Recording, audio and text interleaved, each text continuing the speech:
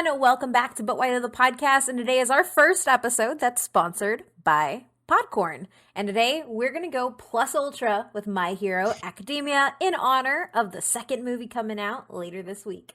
As always, I'm Kate. I'm here with Adrian. Hey, how's it going? And Matt. Hello.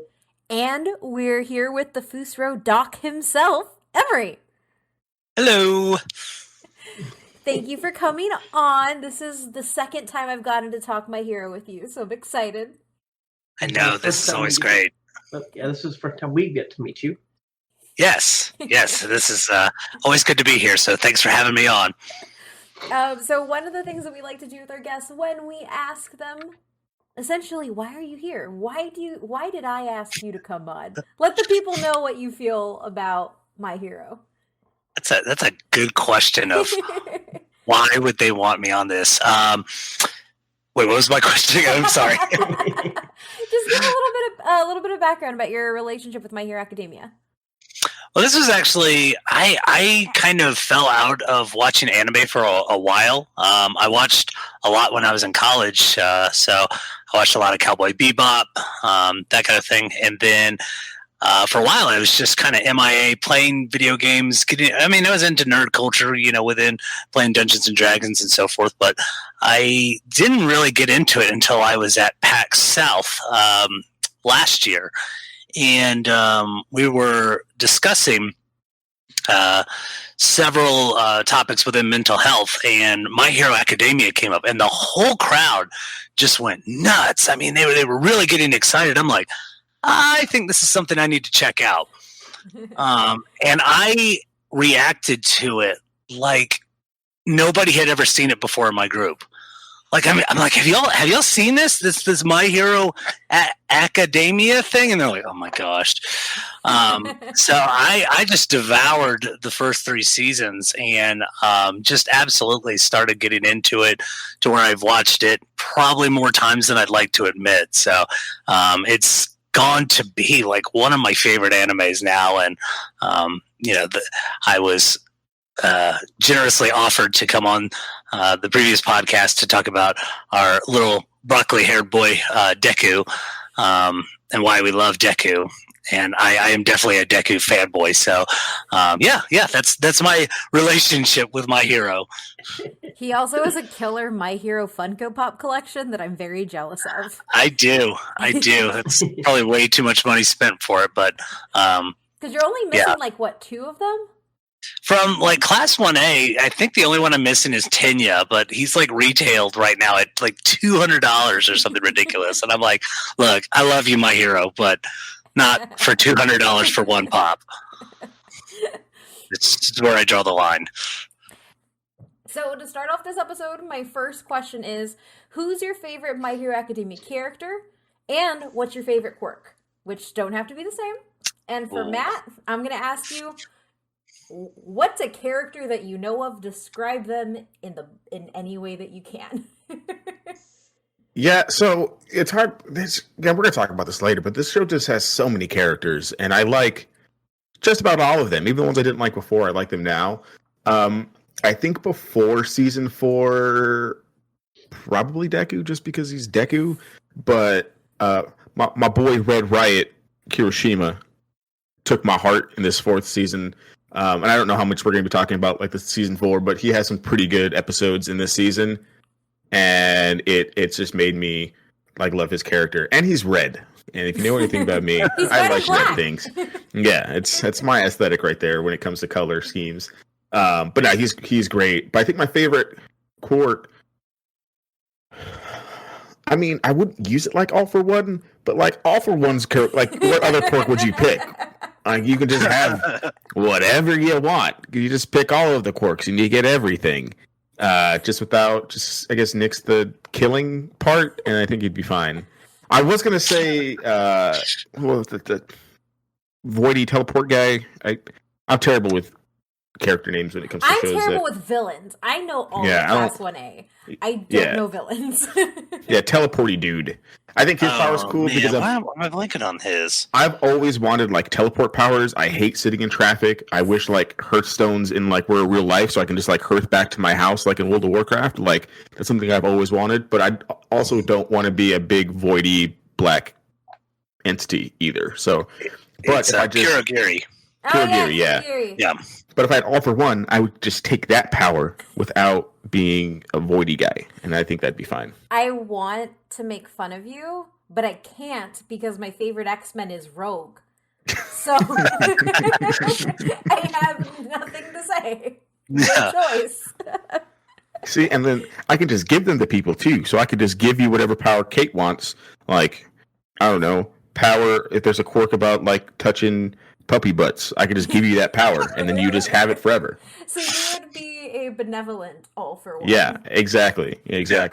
I am here. Magnanimous, all for one. I am here to give you puppy butt powers. That's basically my. So my favorite character, if you follow me on Twitter, you know, is Bakugo, because I identify a lot with his extremely competitive nature, and especially his flaws. And his growth is probably the most I've ever seen a shonen rival grow. Which is amazing, because typically shonen rivals are just like, man, stronger. I love him, but it's the truth. I love Vegeta, but that's kind of his MO. And on the quirk side, I would say the quirk that I would want is probably... It would probably be the it's villain power. Kind of not surprised. I also don't know his name, but the guy who throws the little dots at people and can make them go small. The one that abducted Bakugo. Oh yeah, the magician guy. Yes. Yeah. I like that guy. Also don't know his name. Oh, Compress. That's his Compress. villain name. Yeah. All I know is Emery's apparently the only one that knows any of these names of any of these characters. Look, I'll be straight up. I told you, I watch how much I've watched the show. Look, I watch anime by myself. I don't need to talk about the character names to anybody. And if I talk about anime, it's on Twitter where I can just type the stuff. I don't ever say these Japanese names I can't pronounce out loud to other people, so I don't remember the names of the people. Now you don't understand how I feel about video games, and y'all make fun of me because I don't have to actually say it out loud. I don't have to say those names out loud. I'm good. The funny Do you think I remember all the characters in Skyrim or Elder Scrolls? No way. The funny thing is I actually have an anime podcast on the sides that I have to say these with, and me and Nisha just straight up go, yeah, that one guy, the one with the mask that throws a little dot and makes people small. Yeah. Him. Yeah, that's fine. People know who we're talking about. Yeah. But yeah, Compress. I think that's just a really, really unique power that I haven't seen. And Quirk, if you're listening and you've never listened to My Hero Academia, Quirk is essentially what they use for powers. It's just a catchy name that isn't superpower. But I think my favorite power on a balance scale and power size that I would say the best one is actually Todoroki's. My boy Icy Hot. So Yeah, I would- Todoroki is good. Pretty boy. Arguably the strongest character, but I think there are like 4 characters that could contend for strongest piece. Who's the fourth? Bakugo, Deku, Todoroki, and Shadow. Tori? No, that's not Shadow. The Birdhead. Birdhead. Oh, Tokiyami. Tokiyami. I was gonna say Toriyama, and I was like, "That's not right. That's the creator of Dragon Ball." Oh, that's true. That's true. Their little Tokiyami. forest escapade, where he was fighting moonfish, I think, with the extended teeth. Yes. Yeah, Tokiyami. that was cool. That was really I cool. would put him solidly in, but his problem is obviously he can't control it. So. Oh man, I might have to change my answer now. Matt, Yeah, we'll let you go last, Emery, since you're our guest. Matt, your turn. We let Emery go last because obviously everybody knows why I'm here because we're talking anime. I have no idea who any of these characters are. I just know what the word power means. I do not know what cork means. Cork is a part of a plant, like trees. That's about it. Or it's a cork, which is something different. A quirk, But, like quirky. I know. Quirk. All I heard was cork this whole Oh entire no, time. not quirk. Quirk. Quirk. Yeah, that's Is Quirk board? Cork. I just love the announcer voice. Or the Mr. Mike. The President Mike. Yes. He can stick to anything he wants as long as it's a needle. Cork board. That's such a good voice. I'm sorry. He sounds just like the character. Okay, Matt. Yeah. That's what I do in my spare time. I'm just kidding. So yes, I have no idea about any of this. I know we've written pieces on our website. Kate has that pops up all the time. That is mislabeled, and which is about it. But that's about it. And she yells about Bakugu or Go. Bakugu. I feel like there's going to be someone running through the household. Baka, go! There's also this is also another anime which I don't know anything about necessarily because like when we did Radu or Naruto, I at least knew we ran weird and kids need to run proper form. Dragon Ball I actually seen and everything else, but this one I have no idea. You didn't know Sailor Moon. Well, I guess you knew Sailor Moon existed. I knew Sailor Moon. I've seen some. Yeah, he's seen the King of the Hill. I know. I saw Bobby Hill at Sailor Moon. I've actually seen Sailor Moon episodes. Come on now. This one I have no idea. You didn't know about the baby falling from the sky. I mean, I never saw all of Sailor Moon, but I at least knew who they were. I don't say I remember that one either. See? It's been a long time since I've seen Sailor Moon. I know. She's like, you don't remember about 25 years ago? Do you remember that? Serena is literally walking in the park, and Chibiusa just falls on her, and that's how you're introduced to her daughter, to Minnie Moon. Never mind. Bobby Let's keep Hill. Going. Oh, Bobby Hill. Bobby Hill. Matt, going forward, would it help if I just like put pictures of these characters so you have like a visual? You should actually. I'll start putting once we start talking about characters, I'll put visuals in there for you so you know who we're talking about, so you can at least see what like their quirks look like in action. Okay, sounds good. But yeah, so this should be an interesting episode, and this is also why Emery's on to then also follow this up to make us seem smart. He seems to be the only person that knows any of the names. Because I'll be the dictionary. Or at least my phone will if I don't know. Well, I will say this. This is funny. I think, yeah, Emery, you're actually the first person on who has more degrees than us. Oh, okay. If people don't know, Emery is a doctor. That's why he's the Fusro doc. Mm-hmm. Yeah, we all stopped at Masters. Oh, okay. Well, Masters is... I hated my Masters. That was my... I had more trouble with my Masters than I ever did at my doctorate, and that's the honest truth. I feel like that's a... I hated my Masters. I left because I hated my Masters, so I think that makes sense. Jeez. It happens. Cool. So That's yeah. That's another horror stories for other days. Yeah. No, a whole new podcast. So you want to go to grad school? Don't. Yeah. Episode over. Cool. So who is your favorite character and your favorite quirk, or the quirk you'd like to have? Is this me now? Yeah. This is you.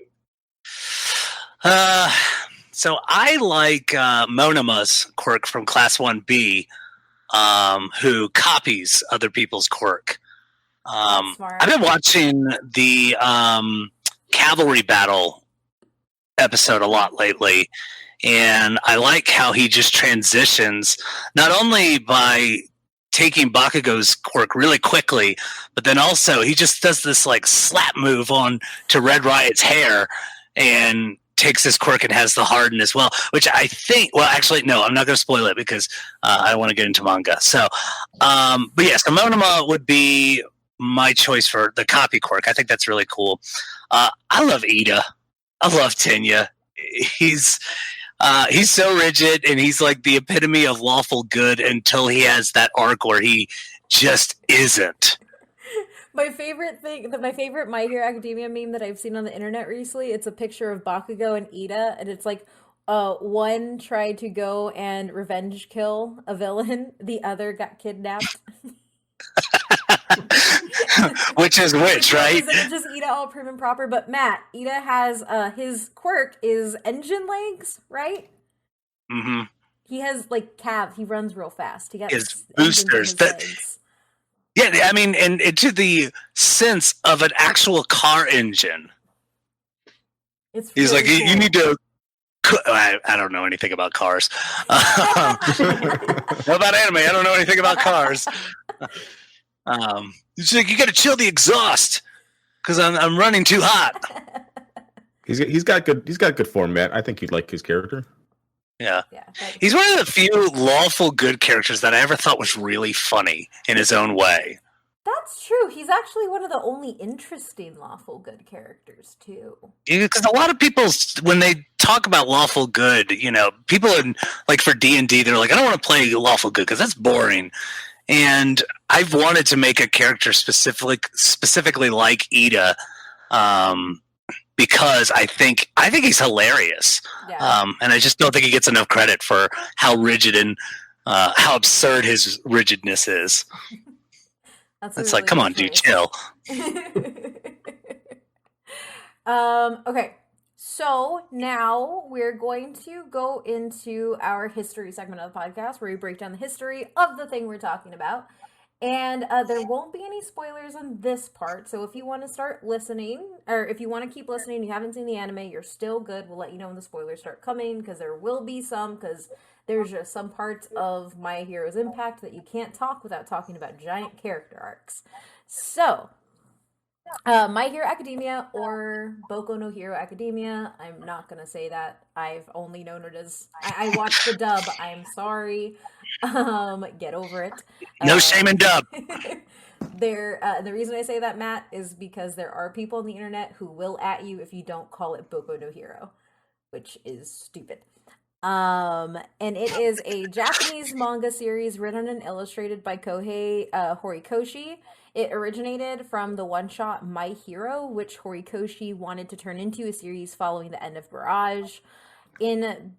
It began its serialization in the manga weekly magazine Shonen Jump in 2014. As of August 2019, the series has been collected into 24 tankobon.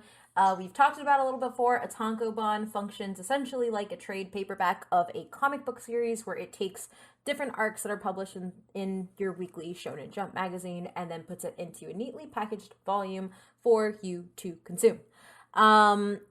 The premise of My Hero Academia is simple, but I think really intriguing. In a world where currently most of the human population possesses superpowers labeled as quirks, following a transitional period, Izuku Midoriya dreamt of becoming a hero despite being bullied by his violent childhood friend Katsuki Bakugo for lacking a quirk.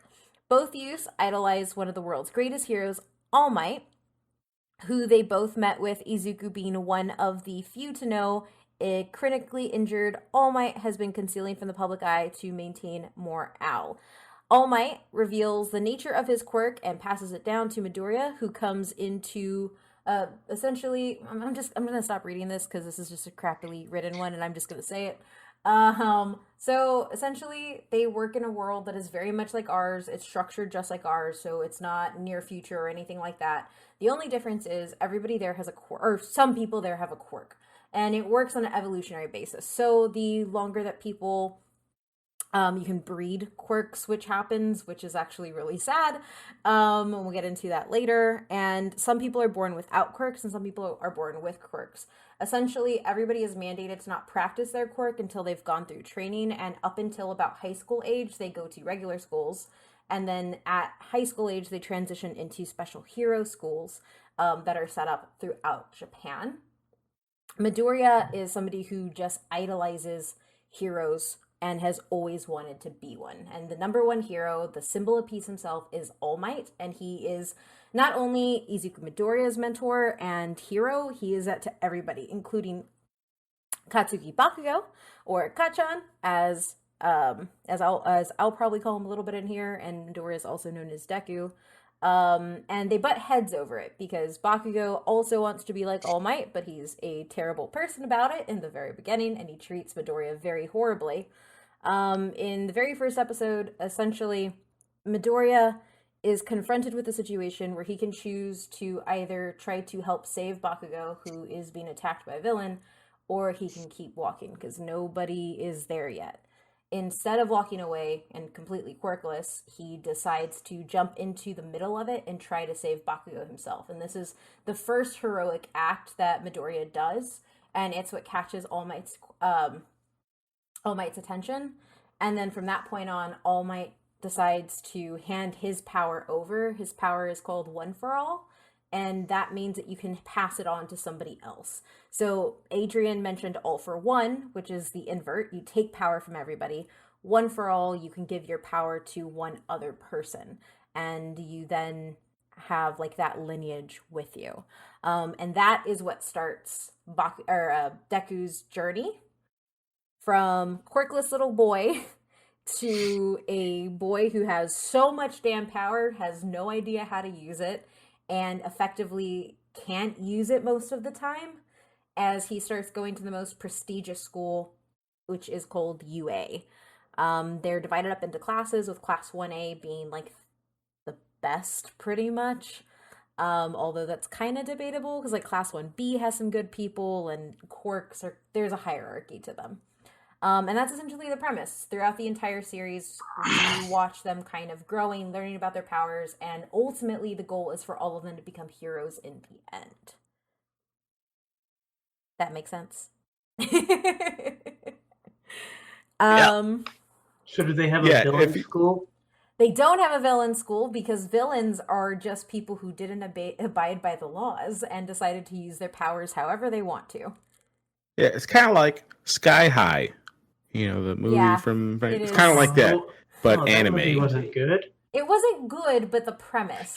Yeah, it's like the premise. Right? You have all these superpower people going into the school. I was like, you're not telling me on this show right now. Tell me about Sky High. Well, I'm just saying like an easy way to like premise it out. It's basically Sky. Some people have superpowers and they go to a super school. Yeah, they have a super school. They integrate heroes into their police forces, their hospitals, and not necessarily heroes, but like the fact that a lot of people have quirks. Some people have quirks that just aren't that good.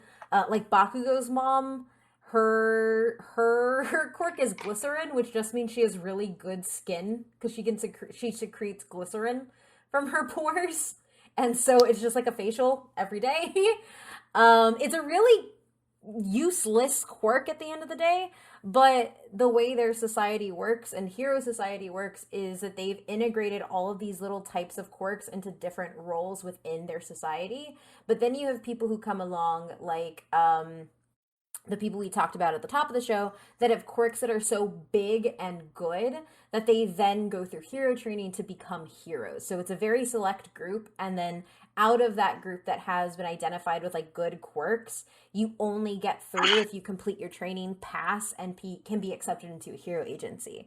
And if you don't want to do any of that and you just want to use your powers however the hell you want and cause mayhem and all those other things, you become a villain. And because they exist on the outside of society, it's essentially like comic books. They're just there. There is no school to train them.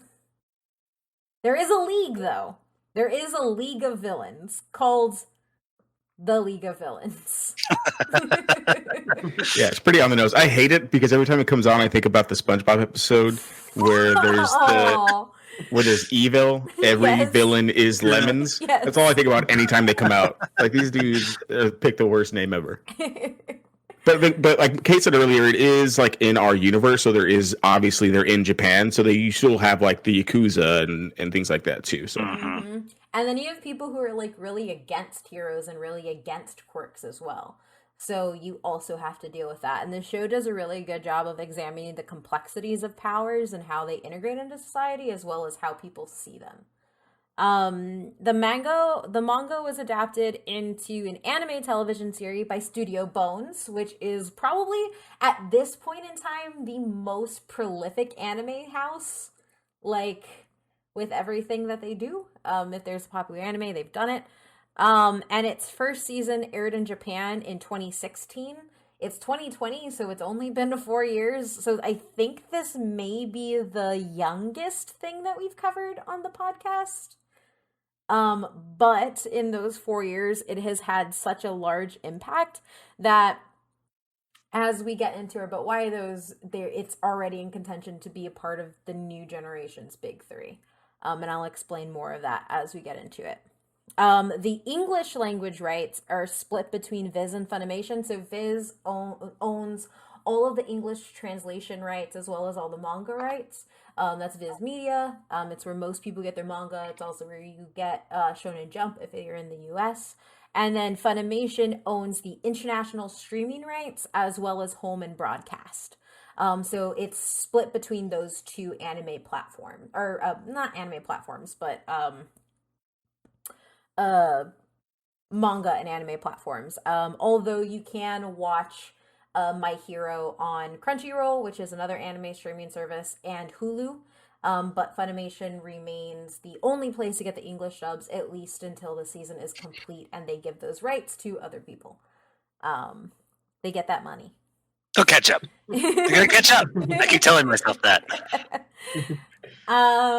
So right off the bat, I do want to talk about other media because this is one of the reasons why we are talking about them. So a spin-off series entitled My Hero Academia Smash by Hirofumi Neta started in the Jump Plus digital app in 2015 and finished in 2017. And that has 5 tankobon volumes that were released in 2017. And this is also licensed by Viz. And then there's another spin-off series that I'm actually really interested in but don't know much about, called My Hero Academia Vigilantes. And this began being published in Shonen Jump in 2017, or Weekly Shonen Jump in 2017. And the series is licensed for the English language release in North America by Viz. And the first volume released in 2018. And then a third spin-off series, My Hero Academia Team Up Mission by Yoko Akiyama began serialization in Saikyo Jump on August of 2019, with a prologue chapter debuting in Shonen Jump Giga on July of 2019. So for only being around for 4 years, the manga itself has just sprouted on a life of its own. Which, fun fact, the creator originally did not want this series to become the next Naruto or One Piece, where it just keeps going and going and going and going. And it was essentially supposed to stop at season 4, which is where we're at in the anime. Which I don't know how that translates to manga chapters because I came to the anime first, so I refuse to read the manga and get spoiled because I want to watch it in the anime. But essentially, that's no longer the plan. The plan is to keep going, which isn't necessarily bad because there's a lot. I mean, they're teenagers, so there is a lot of story to tell, and it's way more gripping than Naruto, in my opinion. Go ahead and at me; it's fine. Then you also have the first animated movie, which is My Hero Academia 2 Heroes, that came out in 2018, and we are right before the My Hero Academia second film, which is My Hero Academia Heroes Rising, which was released in December 20th, 2019 in Japan. It's finally being released in the US on February 26th. Wait, yeah, it's 26th. The coolest thing is that Two Heroes itself was a huge hit in North America, and it ranked number 10 on the top list of domestic anime films of all time. And that was right behind, it surpassed The Wind Rises, which is a Hayao Miyazaki film. So, which is really big news because, again, it's only been out for 4 years. So this is a fandom and franchise that has picked up so much steam. There are also video games out. So there's a video game based on the anime My Hero Academia Battle for All, which was announced in 2015, and the game was developed by DIMS and published by Bandai Namco, in a surprise to no one, who owns the rights to all of the shonen things. And it was for the Nintendo 3DS, and then it was released in Japan in 2016. And then a second video game, My Hero One's Justice, was released on PS4, Nintendo Switch, Xbox One, and Windows in 2018. That is their fighter, akin to Dragon Ball FighterZ. And then that game has sold 500,000 units worldwide as of January 2019, which doesn't sound like a lot, but it's a lot for an anime title. And then you have the fact that Midoriya, Bakugo, and All Might all appear in Jump Force, which is the Bandai Namco crossover video game fighter that everybody hated, but I still want it because shonen. And then the third installment in the video game franchise is coming out March 12th, which is My Hero One's Justice 2. Also a fighter with a storyline that's coming out for Xbox One, PlayStation 4, and the Nintendo Switch. And in podcast fashion, Adrian, there is a musical. There is a live-action musical that is going to be happening July 20th, and I want you to Google those live-action photos because the costuming is amazing. You know, bump the pictures. Look at this trailer, man. I want to go to Japan right now to go watch this. It looks so good. Like a lot of the musicals that we look at look terrible, but this thing looks insane. Yep.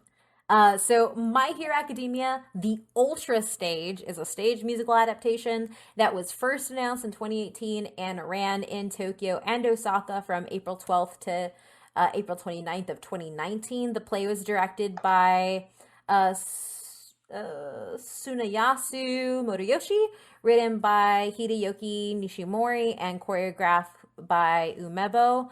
Shunisuke Wada composed the music, and a second stage play titled My Hero Academia, the Ultra Stage, A True Hero, is going to be running from March 6th to April 25th of 2020, with all of the staff recurring, and then a concert event titled My Hero the Ultra Live is coming July 2020.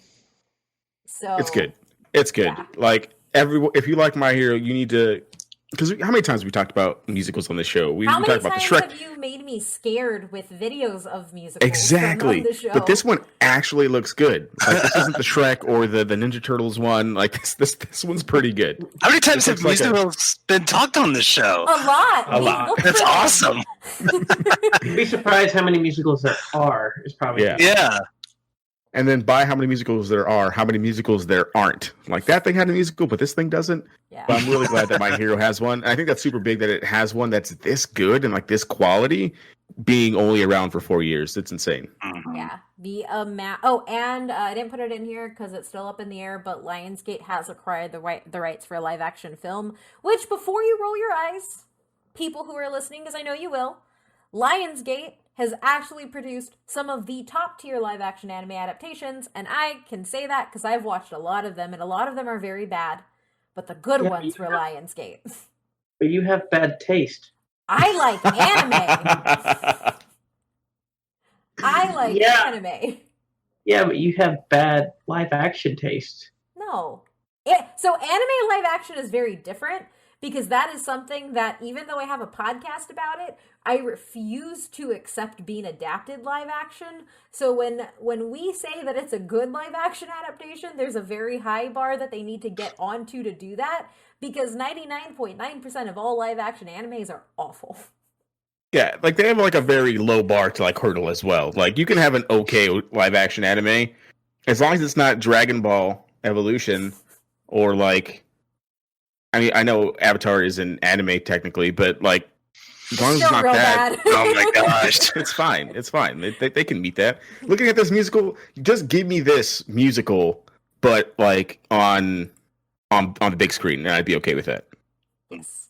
Now, before we get into our But Why Those, we're going to take a short break to talk about our sponsor for this episode.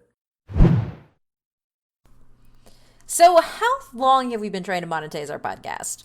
I don't know. How long have we been around? So, for 3 years. But the cool thing is now we've done it with Podcorn, as you heard on the top of the show, which Matt found on a community Facebook page. Yeah, I was digging around on our community Facebook page and saw that Podcorn's been apparently a hot thing these days. And for those of you who don't know, Podcorn is a marketplace connecting podcasters to amazing podcast sponsorship opportunities such as host-read ads, such as this one, interview segments, topical discussions, and more. Just basically jack of all trades. The best thing about Podcorn is that there's no middleman. And honestly, one of the hardest things that we've experienced as a show is, although we're not super small, We're not Shea Serrano in The Ringer, and we're also not Conan O'Brien. So it's been really hard to kind of get our show out there, to get monetized, and to get sponsored. But the cool thing is podcasters of all sizes can browse and choose opportunities right on Podcorn's platform. They can also set their own rates and collaborate with brands directly without any exclusivities. Unlike the other places where we just kind of place things and wait for hopefully somebody reaches out. But with Podcorn, we can just reach out directly. So wait, after 3 years, it's that easy? We spent all this time, and it's been that easy? Yeah, we went in and wrote a pitch, and I even got the chance to add a voice recording so they could get to know us, get to know how I talk, and kind of hear us out. Yeah, what I like is that you never give up any of the rights to your podcast, and Podcorn is here to support you at every step and ensure you're protected and compensated for the work that you do for brands. The cool thing is that the marketplace's mission is to give podcasters transparency, creative freedom, and full control over how and when they choose to monetize. So if you're working on moving your podcast game up, make sure you head to podcorn.com and make your account today and get started. Click the link in our show notes to sign up for Podcorn and start browsing all of your sponsorship opportunities. So as we go into the but why those, the success, man. That's the one I wanted to lead with, because after like I've already said, like we've all said, it's only been 4 years, and My Hero has come such an astronomically long way. So the manga was nominated for the 8th manga Taisho in 2015, and it was nominated for the 40th Kodansha Manga Award for the Shonen category in 2016. The manga also won the Sugoi Japan Award at the Japan Expo Awards in 2017, and it was nominated for a host of other awards. And in 2019, the manga won the Harvey Award for Best Manga. And before the anime adaptation's premiere, manga author Masashi Kishimoto praised Kohei Horikoshi's work, believing it would be a success overseas. And Horikoshi, meanwhile, has cited Kishimoto's Naruto series as the primary source of inspiration. Which, if you listen to our Naruto episode, which we apologized for many times, we just kept referencing My Hero Academia, because it does it better. Shots fired. Volume 1 ended up reaching 7th place on the weekly Oricon manga chart with a little bit over 71,500 copies sold. It sold out almost immediately on its first printing, and Volume 2 reached 6th place with 167,500 copies, and by January 18th of 2015, it had sold 205,000 copies. As of March 2017, there were over 10 million copies of My Hero Academia in circulation. As of August 2018, the manga has had over 16 million copies in print. And as of December 2018, the manga had over 20 million copies in print at that time. As of December 2019, the manga also had over 26 million in print. And My Hero Academia was the sixth best-selling manga of 2019. Which, again, I know you're saying, why do we care about something if it's the 6th and not the 1st? The easy answer is One Piece exists, so nothing's going to be the 1st until that damn thing is done. The second answer is you don't get to this status in 4 years. The hitters that they're competing against are manga that have literally been defining the culture for multiple generations. That's just facts. I think the good connection to this is like Black Clover, which is still pretty good, doesn't have this kind of success, and it comes out in around the same time as My Hero does, but doesn't have nearly this kind of success. Even though people think that it might be one of the new big 3, and that's a discussion for later, but it doesn't have this kind of success. Nothing has this kind of success in its first run. Yeah, it's hit like I would argue like at least Naruto hype levels, at most DBZ hype levels, in my opinion, seeing how much people have been drawn to it. Yeah, I think that's fair. Yeah, Yeah. I'd agree with that. So in 2019, Polygon named My Hero Academia one of the best animes of the 2010s, and Crunchyroll listed it in their top 25 best anime of the 2010s. IGN also listed My Hero Academia among the best anime of the 2010s. The story has been noted to take inspiration elements from superhero comics, which is where we're going to go into next, specifically because this is not the type of shonen that people are used to, and it's very different. I know, because you know what I've learned after listening to all this? This is literally just X-Men, but as anime. No, because the adults actually care about them, Matt. That's all I've got out of this. We don't have Sky High. This is just X-Men. Again, the adults care about them, so it We can't just call be- it a Well, the quirk. adults have quirks too. That's part of the difference. The adults have quirks too. Well, it's also not X-Men because You can at least people it so aren't they won't trying shun to their kill them. kids. You Yeah, said that's that true. some people don't like the people with quirks. It's a very small not that sect. many, It's though. literally Yeah, it really like is the Yakuza because they want to stay as traditional Japanese as they can. That's why they don't like the people with the quirks. It's And not Coda. like oh yeah, that's right. Coda. How many more And people we Coda. got? Coda- Kate? Hold on. Coda Coda has is a a pretty baby. good reason for Coda it. Yeah. is a child who watched his parents get murdered. This is where I say I shouldn't be spoilers. smiling. Why am I smiling? But since we're in the But Why Those, and we're about to get into some of the big discussions, this is where I say spoilers. I'm gonna say from 1 to 4, because I actually have a lot to say about season 4, because I hated it at first, and now I love it so dearly. So this is your spoiler section. Stay with us if you want. Don't add us if you choose to stay with us. That's not your fault. You were given a warning. But Matt, people don't hate them. It's all of they're integrated into society, and they actually keep society afloat. Yeah, isn't it like over half of people have quirks? Like you not having the quirk. 80%. Yeah, like not having the 80%. quirk is the weird thing. Whereas in like X-Men, So at the the inverse mutants of are X-Men. So Magneto won.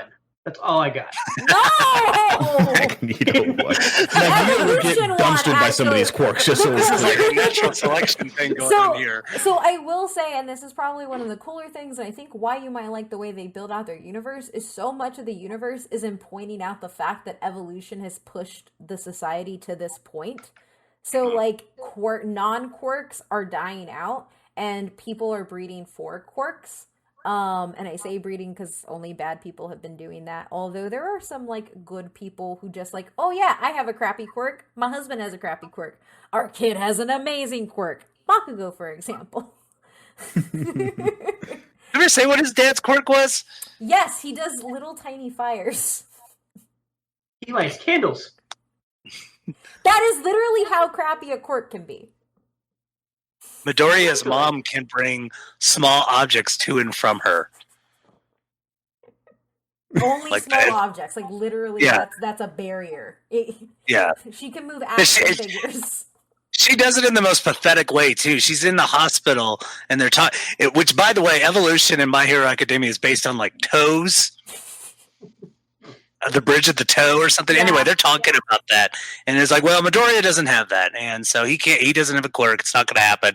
Midoriya's just crushed, and they look at Midoriya's mom and they say, well, do you have a quirk? And she goes, yeah, I can lift small things. And she like picks like, it was like a piece of trash off of the floor, just casually brings it up. And I'm like, yay, that was fun. So the next But Why Though is the fact that it is in fact going to be seen, or is currently seen, as a member of the new Big Three. So Matt and anybody who isn't an anime person, the Big Three essentially are the defining like pillars of anime: Dragon Ball, One Piece, and Bleach. Yeah, so we're gonna get.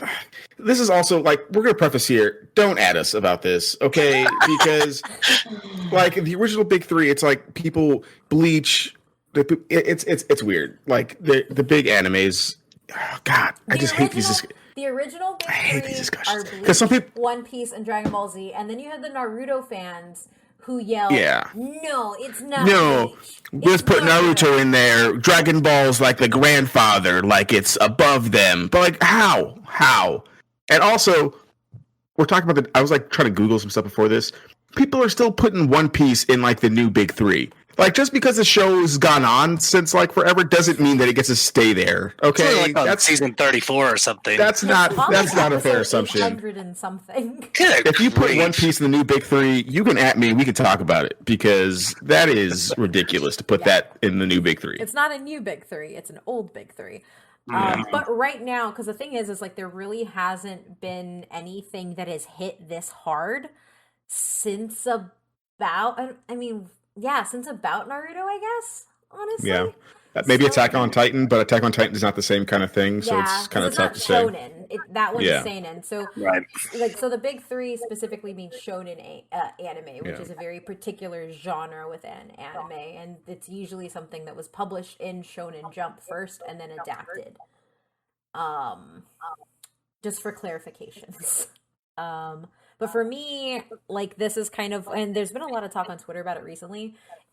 It's really the only big contender right now, so it's kind of like waiting in the milieu to see what comes up. What I've seen is that Naruto and My Hero sit, and then there's like a third one gonna come, but then that person got added very badly because people said, Yeah, because people put Naruto on that original big three, which is just ridiculous. Yeah, it's kind of tough to say. I mean, Black Clover's really good, but also doesn't have the It's same not kind that of big, success. though. Yeah, she's not that big. It's good if people gave it more of a shot. I think Hunter x Hunter could have been there. And also, I don't care how you pronounce it. I pronounce Hunter x Hunter because it's Hunter literally Cross Hunter. Hunter. It's literally I've a never heard Hunter. of Hunter Cross Hunter. There's an X and there's a Hunter. But I mean, Hunter by Hunter? Hunter by Hunter. Yeah, I don't know. Hunter I mean, that one's times also really good, but they just kind of stopped doing it for so long that it's kind of hard to say. But yeah, but this is like the standalone, just kind of like waiting on the throne, like you have here in the notes, just waiting for something else to come as big. Yeah, it's essentially the, I guess like you said, it's the heir to the shonen throne. Like it's probably the closest to picking up in or redefining what shonen means in the same way that Dragon Ball Z defined what it is. My Hero is doing a lot to take those ideas and it's shifting it, subverting it, and creating new shonen ideas that are being replicated in things like Fire Force. You can see that it's starting a trend of shifting what shonen looks like, which is really different from like what something like Naruto did and even Bleach did, which they copied. They were inspired by by Dragon Ball Z. Inspired. The nice way of saying copied. And then took that and put it in a new thing. Whereas you can, like, some people call Deku Green Naruto because it is very easily to see the inspiration of Naruto. But the thing is the way that it separates itself is it grows on Naruto and DBZ and does things better, which is why it's taking over the spots that it has. And a lot of that credit really goes to the fact that the creator is essentially adapting American superhero myth to the Japanese context. No, X-Men. It's not X-Men, Matt. Alternate title. And the reason I say this, and I say American superhero myth, because a lot of people don't know that superheroes as we know them is actually an American phenomena. They don't really exist in too many places outside the US, at least looking in this way. It's starting to change a lot more, so I would say like the 2010s was a big change in where superheroes were appearing in other places. And I know that because I wrote my thesis on it, don't at me. And what My Hero does, and the creator very specifically said that he was inspired by Spider-Man. The idea of having a kid who is gifted with powers and then that kid then having to realize how to be a kid, but also how to deal with it. And so at the heart of what you're watching and when you're watching it, you can see that American superhero myth underlying it. But essentially what happens is it uses that as a stepping stone to subvert existing shonen tropes. And one of the big ones is extended characters. So in shonen, you have characters that you know, but you know them for reasons like Krillin dies a lot, Yamcha dies a lot, Gohan was abandoned and became a weird superhero for a while. And sometimes doesn't appear in movies. Yeah. Like Trunks Yeah, came yeah, from, yeah, like and that's essentially what happens, and this is even more relevant when you look at something like Naruto, which the creator has said he was inspired by, like I mentioned earlier, where Naruto does a one-up from Dragon Ball Z in introducing a larger cast of characters that you spend more time with, but it still doesn't give them the character development that the main three characters have. And the way My Hero takes this and changes it is every single hero in Class 1A and even Class 1B to an extent, you get to see the development happening, and you also get to see the development happening from the mentor side as well. So I would argue, and one of the really good comparisons is like Gaara and Todoroki. So like Gaara from Naruto, troubled, traumatic childhood, has red on one part of his face. Really dull, and you don't remember him really much as outside this is that fact that he can control sand and has a giant thing on his back. Todoroki, on the other hand, he's consistently utilized throughout the stories. And he has an arc that not only is he's introduced as a troubled kid who is really grumpy. You learn about it, and he goes through a growth period, and then he becomes a leader within the group. And that's something where you get to see him. And even now, so season 4 of the anime, and it's in relation to the manga, you don't see a lot of him for the first half, and now you're going back to seeing more of his hero's journey. And it's the fact that My Hero allows all of its extended characters to hold a place that's actually really close to its main character, Deku. Like, if we're talking about Dragon Ball Z, Bleach, any of those things, you end up with like, oh yeah, I like one of these 3 characters. But like we all said in the beginning, there are so many characters that you learn about and see that it's hard to just pick one. Yeah, like no one says, who's my favorite character? Yangsha.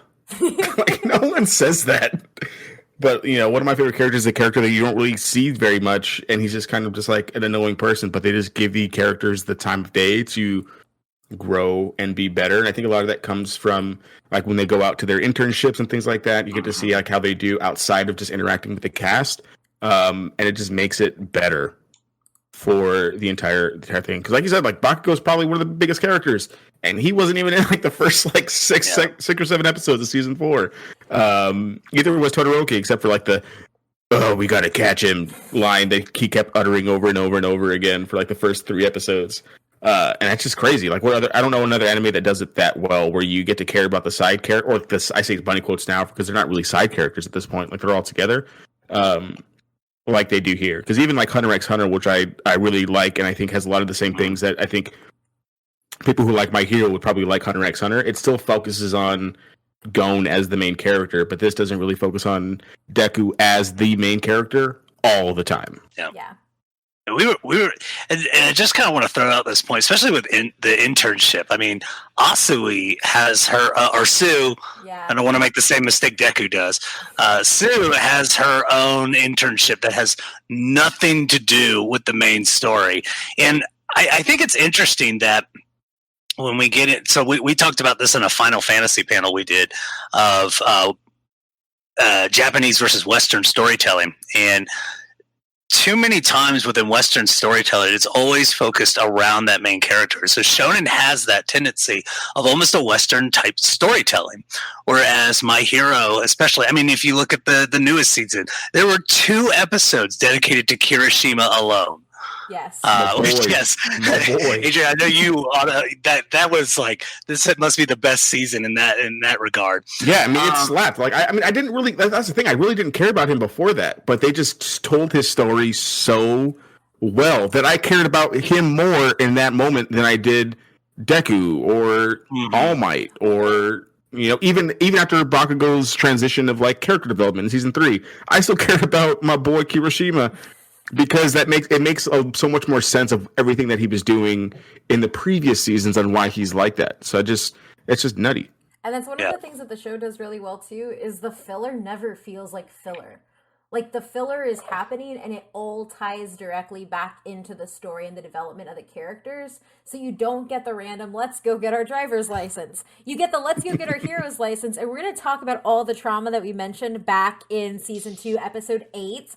And you're going to get to see why I am this way. And it's really good, and it builds out for good characters. And to Adrian's point, you know who I hated?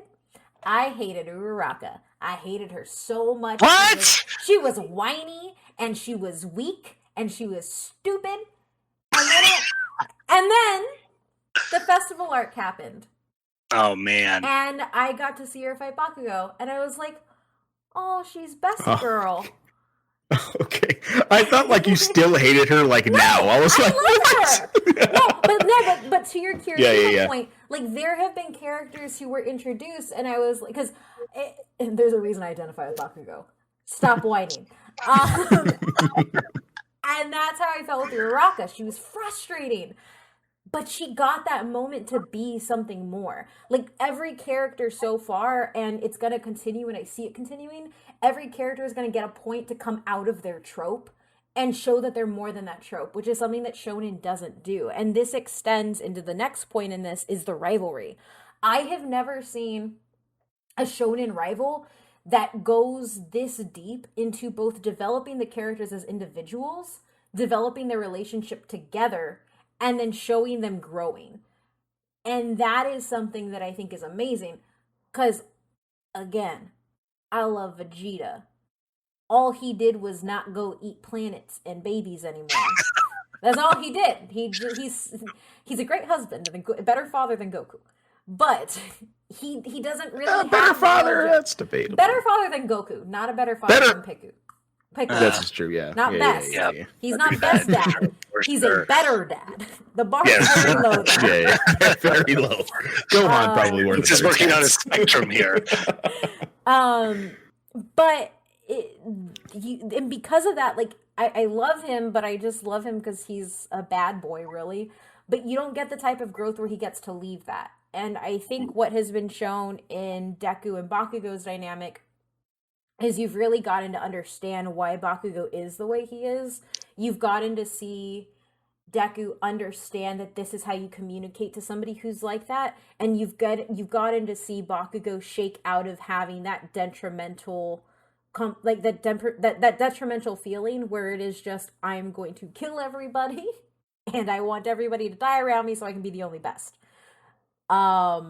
He literally says, I'm gonna kill you. Yes. Multiple times. Every time. But then you also get moments of development where he is literally one of the only people in the entire stadium who understands that Uraraka isn't weak.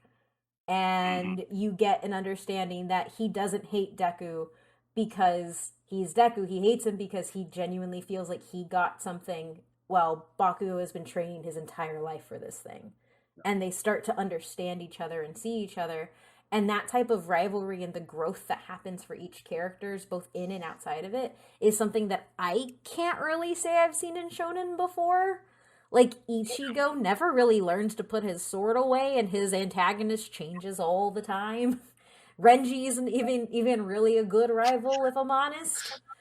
I mean, Sasuke's a good rival. I mean, that's like the only thing I'll say about Naruto, that Sasuke, I guess, is like a good rival, but he still has a lot of like those tropes where he doesn't really grow, and he's still kind of like that angry kid. To it. Yeah, I mean, obviously, like he has like the tragic backstory of like his whole family died, but I think like because I don't like I've never liked the antagonists when it comes to like shonen anime. I really haven't. I'm very vocal. I think Vegeta is hot garbage, and I don't understand the appeal of his character because like Kate said, he ate babies like the first time we meet him, and just because Goku whoops his ass doesn't mean that we like. If he could whoop everybody's ass, he'd still be eating babies. Just so we're clear. But he never really, I guess, with the exception of Dragon Ball Super in the tournament, the universe tournament, he does have some development that I was like, oh man, like Vegeta, you've grown a little bit, but like that's also decades after like that show was started, but. Bakugo's arc in season 3 is some of the best I've seen in just characters in general. Like, that arc is fantastic. It reminds me a lot, not necessarily like I think the only one I'd put above it is probably Zuko's arc in Avatar: The Last Airbender as like a better kind of rivalry arc, just because it's been around longer and you have a little bit more to do. But it's really, really, really good, and it's hard to not like Bakugo after season 3, I think. And that's actually the best comparison I've heard. Like, he is pretty much Zuko. Yeah, like that makes the most sense. I think it's interesting, especially with season 3. To your point, I just kind of want to piggyback off of it. That fight that they had with All Might, and I hope I'm not jumping the. Feel free. We've been going for a while. We're gonna have to cut some of the fights. Fair enough. I feel like that fight with All Might, and it's funny, Kate, you'll love this, is because I was watching it. That was another thing I was watching this morning, and Deku is just completely every time like. Poking Bakugo, like, we can't fight him. We can't fight him. He's like, shut up. And I'm sitting there watching for the first time and going, yeah, Deku, shut up. I can picture that. Yeah. Yeah. It's like, no, he's not going to listen to you. But there's that one scene where Bakugo finally gets it. And he's like, All Might is just way better than I've ever seen before. So, no, I have to work with Deku. Whether my ego aside, and that's such a cool growth moment, even though for whatever reason that episode in particular is hard for me to watch, just because that feud it's just boiling and escalating to a head. Yeah, I mean, the ending of it is great, but they are just arguing and complaining the entire time. And you don't see that with Deku too much. He's usually so in control. He usually has his thoughts cut out. But when it came to All Might, it was where it messed up. And Bakugo, it was like he didn't change for anyone at that point. So, yeah, like I said, for whatever reason, it's hard to watch, but I love that transition and that change, to your point, in season 3. So cool. And then also, I just have to mention it because it was Adrian's favorite. And Matt, I actually spent a very long... So I actually described the entire Fat Gum Red Riot fight to Matt to make a point. I don't remember what the point was. But the cool thing about that fight is they use the context of a shield and a shield and a spear and a shield, and you get to see them push themselves past the limit to show that you can be both shields if you know how to use it. And Adrian, if you want to say a little bit about your boy Hiroshima. Hey, it's so good. My boy Fat Gum too, man. I love a big fat character who like goes out there and does his thing. Like, it's so good. It's like you go into it thinking like there's no way they're going to beat these two. They're just too powerful. But this kid Kirishima almost dies. Like, Kirishima almost dies, and like even Fat Gum like doesn't think Fat Gum like understands how dope Kirishima's powers are.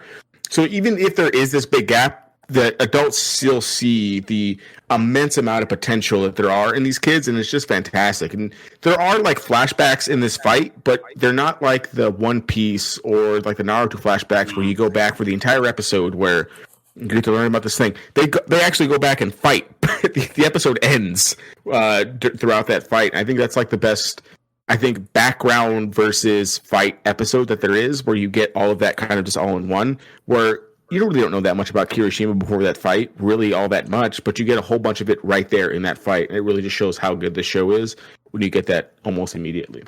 Absolutely. And then Fat Gum becomes ripped at the end. Yeah, he becomes jacked, my dude. I need to show Matt Fat Gum and then show Matt not Fat Gum. Show the before after of Fat Gum. Because essentially Fat Gum's quirk is metabolizing force. And so essentially what happens is he has so much fat that it just absorbs everything that goes into him. But he can then kind of like he's living vibranium essentially. He takes in the energy and he can choose to dispense it out. And so, but when he dispenses it out, he burns all that fat. So he just eats to be strong as shit, which I think is fantastic. Actually, can I go back to the very first question? Can I have Fat Gum's power? Yeah. Because I don't know what number here he was, but he's also up there. So And then there's Ripped Fat Gum. He's frequenting the takoyaki places. Yeah. yeah, I know it's not, and I also know it's not on here, but I think it's really important to mention the All Might versus All for One, like their like final battle. I think that's super important because in what anime do we get to see the world watching their fight? And like the hero being the hero, I think it really goes back to like the superhero aspects that this show really kind of hammers down. Like Dragon Ball, no one knows that the Z Fighters are the Z Fighters. They all think that Hercule is like the best person on the planet, right? Yes. Like no one cares about the hidden village fights. Like no one hears about it. But my hero really focuses in on All Might United States smashing that dude in the face, and then the absolute reaction. I teared up watching that fight. Yeah. Because it's just, you have all these people watching. You see Deku, like the hardened. In a crowd with everybody. Yeah. Yeah. You see, Deku crying because that's all. Deku cries a lot. Yeah, but you see Bakugo like, hey, dude, kill that guy. Bakugo's into it. Everyone's into it. And you never really see that superhero aspect of it. And I think that's super, super great and a super great fight. Everybody has faith still. They're like, All Might is completely disheveled, and he's got like one muscle left in his arm, and everybody's like, it's still the same All Might though. I'm like, man, y'all have so much faith in this dude. I love it. Yeah, like United States Smash is great. Kursabot kills it. Oh man, does he ever? It's also beautiful in that you get to see your hero not die. We kind of the symbol of peace. In his biggest fear is that the symbol of peace will be gone once everybody knows that he can't be All Might anymore. And it literally happens in front of everybody. Yeah. Like, it's gut-wrenching, and it means so much. And all that is to say, my final thought, which was going to be my final, but why though we've gone so long, is that I think that this is probably one of the best starter animes, and it is something that I would recommend to somebody who is fresh to anime, specifically because you would understand the way the heroes work. It's a world that you can easily step into. So yeah, they introduce the characters really quickly. They do it very. You meet Deku, you meet Bakugo, and then they just kind of casually bring everybody in. I would definitely recommend cards with everybody too. Yeah, frequently. So, Adrian, I'm sorry I interrupted you. No. I mean, I think it's a great point. I think if you're trying to get into shonen anime, I think it's a great point. But I think even more than that too, this will get you into other anime too, because it's more than just a shonen anime. Like, there's more to it. If you like, there's a whole sports festival arc. Like, this will get you into sports anime. Like, this will get you into like XYZ anime because it's that encompassing, that it's bigger. And like you said before, Kate, at trying towards the start, it's bigger than just shonen anime. It's grown to be bigger than that. Mm-hmm. So it's definitely a great starter anime for not only shonen, but just a whole bunch of other stuff too, I think. Absolutely. So Matt, what are your thoughts? Awesome. Like, as far as what? I mean, obviously, I just let you all go because I have no idea what you were talking about for the most part when we start bringing the actual show. I sent you pictures. What is the best picture I sent? Because I sent you pictures of all the characters we talked about. I've had this in full screen. Yeah. But no, obviously, the talent will always trump hard work unless talent is equal. I will always stand by that. So you don't agree that hard work will trump? Everything you just said is wrong. Yes. But these kids have quirks too. They're not like powerless with hard work. Like, once again, talent will always trump hard work unless talent is about equal.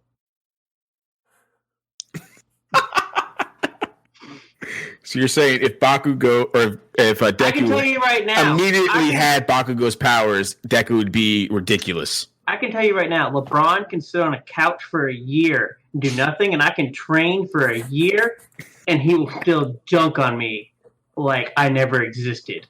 Definitely, but you also don't have All for One. You also can't explode your sweat. This gauntlet's got to be nasty. Matt versus LeBron 2020. Nothing that we took away from this. LeBron can look like fat gum, and he will still dunk on you, no matter how hard. Charlie, can you make LeBron look like fat gum, please, if you're listening to this? But no. Obviously, you all talked about the differences. We see why the complete differences. Obviously, between the looking at the there's obviously clearly a bunch of characters. I still think this is just literally X-Men where Magneto won, and we're like 200 years in the future. But I think you've got a point, honestly. like I said, you can say what you want. Well, well, yeah, Magneto won. We let evolution take its place after about 200 years, and here we are. Yeah. So Or if we just go hero- back in time, where whatever they're doing in anyways, days of future behind whatever past, and then he won back then, and now we're caught up to real life. They'll have My Hero Academia origins by going da-da-da-da-da-da-da-da-da-da-da-da-da. Are you interested at all? Like, did anything we say interest you? And, like, I don't watch anime though. Yeah, You know what? I think. I'll put it on my list. As I said. Yeah, I think for like all the anime that we've talked about and all the stuff that we talked about, I think that this is one that you would be interested in just from like knowing you for all these years and things like that. I think there is stuff in here that you would like, There's mainly a better because chance of they're me watching this than there ever is of like some of the other stuff we've got. yeah, and I I've was never hoping that would watched happen. Naruto or Yeah. Naruto. Yeah, I no. don't hate Food Wars, but I think also too because and we talked about too. There's actually some actual science and physics in this show that actually makes a lot sense. Of it, actually. what did Yaoyorozu do? It's nitinol alloy, Yeah. which I actually looked up afterwards, and he's like, it's a metal with shape memory. I'm like, yes. And then actually looking it up and seeing that, hey, she's got a point. I always love watching kids get their ass kicked by adults because I can't stand when kids think they can win against adults. There's a whole arc on it. Like 14-year-old think I could do the same as adult. No, you can't. I'm sorry. And My Hero shows that. They almost Uh-huh. die a lot. Okay. We have Michael Jordan meme for a purpose. Yeah, for nothing else, kids getting just completely pounded by adults. You would love it. Yeah, picture like Bronny Jr. thinking like, oh, all right, I'm gonna go dunk on my dad, and then his dad plus like Michael Jordan just come and just dumpster on both of it, like on Imagine- him together. Imagine what would have really happened if Damian Wayne fought Deathstroke. Yeah, exactly. Yeah. Deathstroke would have smacked him around. Yeah. But I guess final thoughts for everybody else who isn't Matt then. I'll go. I think My Hero was great. I started watching it, I guess like almost 2 years ago. I guess just like during the summer when we were moving into our new house, and I was bored at home, and I started watching it. I was hooked. I couldn't stop watching it. I think it's the best parts of Dragon Ball. It's the best parts of Naruto. It's the best parts of Hunter x Hunter, and it's the best parts of some of my favorite sports anime, where like training and all that stuff makes sense and getting better makes sense. But also, like, if your quirk is moisturizer for your skin, you're not going to go beat someone who can turn their sweat into fire. Yes. She So I think keeps it's him like in check. Yeah, so I think it's like the best of the best anime in one form. It's really, really good, and I think anyone who likes anime should watch it. If you're holding back on it, you have four and however many episodes are going to be in the season ready. And if you're a dub person, they release it like a week later. So you're not having to wait a whole 7 years like I had to wait for Dragon Ball Super. So you have the time to kind of watch it as everyone else is watching it. So you're not left out of the conversations really at all. So And the dub is really, really The good. dub is dub so is really good. It's really good. But the sub is also, so I actually think My Hero is the only anime where I don't favor one or the other. Like, I can listen to both. Whereas, like, I don't ever want to hear Goku's voice in sub. Yeah, All Might's voice in dub might be better than Chris Sabat's. Ooh. It might be. It's close. Go It's to very, the very dub close. United States Smash All for One Fight. God, his voice is so good. It's so Yeah, good. that's- Oh, it's so both of them good. are outstanding. I guess the big thing I'll say is for My Hero, and I think that this does a lot with anime, but particularly within good shonens. I think there's something to be said for a lot of the entertainment media that really focuses on reality. I like a show that's just like, to hell with reality and go past your limits, the cheesy go beyond plus ultra, but, the effort that's put in, and yes, you have your limits, but this pure resolve, I can't help but watch this and just want to run through a wall. I mean, every time I watch it, there's so many episodes where I just get so motivated. And I think there's something to be said for that. And I think My Hero does that so well. And especially, I feel like people can attach themselves really well to Deku. Just because he is so likable. He is very bright, and he is the underdog. And I immediately latched myself to him. And yeah, I just think that's one of the reasons that I was hooked right from the beginning, and just want to keep watching. Awesome. Well, thank you so much for joining us, Emery. This has been an Thank y'all for having me again. Why don't you tell everybody online where they can find you and talk to you some more? Yeah, so the best place to find me is on Twitter. I post probably way too often. It's at FusroDoc, FusRoDoc.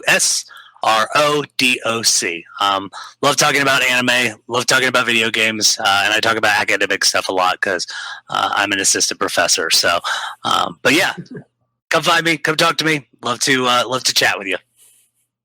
Awesome.